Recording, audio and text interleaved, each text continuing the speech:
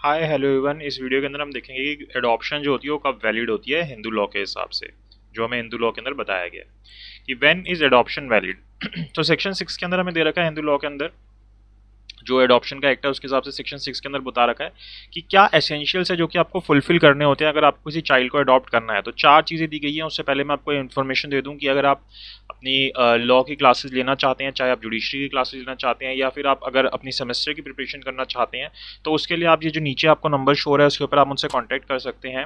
आपको semester classes provide की जाएंगी और हमारा जो नेक्स्ट बैच है सेमेस्टर क्लासेस का वो 15 सितंबर से स्टार्ट हो रहा है। तो उसके लिए आप एनरोल कर सकते हैं और आपका जो भी सेमेस्टर उसकी क्लासेस स्टार्ट कर सकते हैं, जिसके अंदर आपको सारी तरीके की क्लासेस जो हैं प्रोवाइड की जाएंगी जो भी आपका भी ऑड सेमेस्टर स्टार्ट होना है। और जब आपका इवन होगा तो इवन क्लासेस भी प्रोवाइड की जाएंगी। तो आप इस नंबर के ऊपर कॉन्टैक्ट करके क्वेरी कर सकते हैं और क्लासेस अपनी स्टार्ट कर सकते हैं।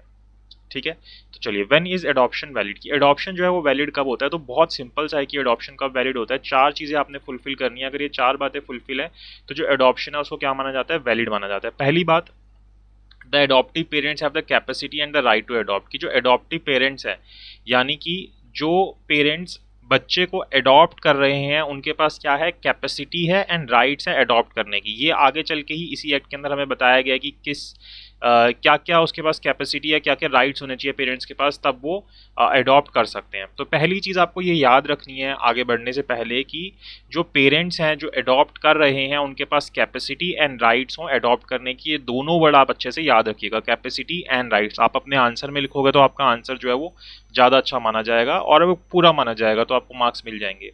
दूसरी चीज़ क्या होती है, the person giving up the child for adoption has a capacity to do so. और जो व्यक्ति, जो पेरेंट्स अपने बच्चे को एडॉप्शन के अंदर दे रहे हैं उनके पास भी ये कैपेसिटी होनी चाहिए कि वो इस चीज़ को कर सकते हो।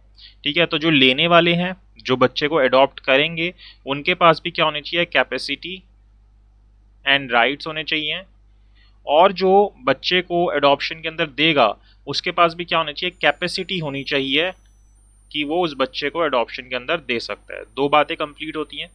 तीसरी बात आती है, the person being adopted has a capacity to be taken in adoption. अब लेने वाला, जो पेरेंट्स लेने वाले हैं वो भी क्या है, उनके पास कैपेसिटी एंड राइट्स है। जो पेरेंट्स दे रहे हैं अपने बच्चे को उनके पास भी कैपेसिटी है देने की। लेकिन जो बच्चा जिसको एडॉप्शन के अंदर दिया जा रहा है, क्या वो कैपेबल है कि उसको एडॉप्शन में दिया जाता है। तो ये चीज़ हमको देखनी होगी कि क्या वो कैपेबल है या नहीं है, जिसके अंदर कुछ चीज़ें आती हैं कि भाई उसकी एज इतनी होनी चाहिए, एज का डिफरेंस इतना होना चाहिए।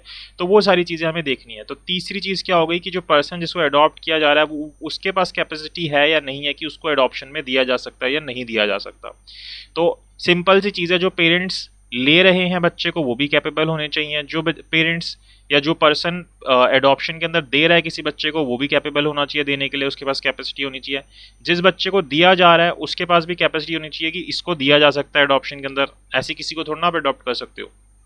और चौथी चीज़, the adoption is made in compliance with the act. कि जो हमारा ये एक्ट है इसके कंप्लायंस के अंदर, जो एडॉप्शन एंड मेंटेनेंस एक्ट है इसके हिसाब से आपने जो भी कंप्लायंसेज है वो फुलफिल की हो। तो अगर ये 4 चीज़ें पूरी हो रही हैं तो जो एडॉप्शन है वो क्या मानी जाएगी, सही एडॉप्शन मानी जाएगी। यानी कि एसेंशियल्स आपको ये फुलफिल करने पड़ेंगे। अगर आप ये फुलफिल नहीं करोगे तो वो एडॉप्शन वैलिड एडॉप्शन नहीं मानी जाएगी, इनवैलिड एडॉप्शन मानी जाएगी।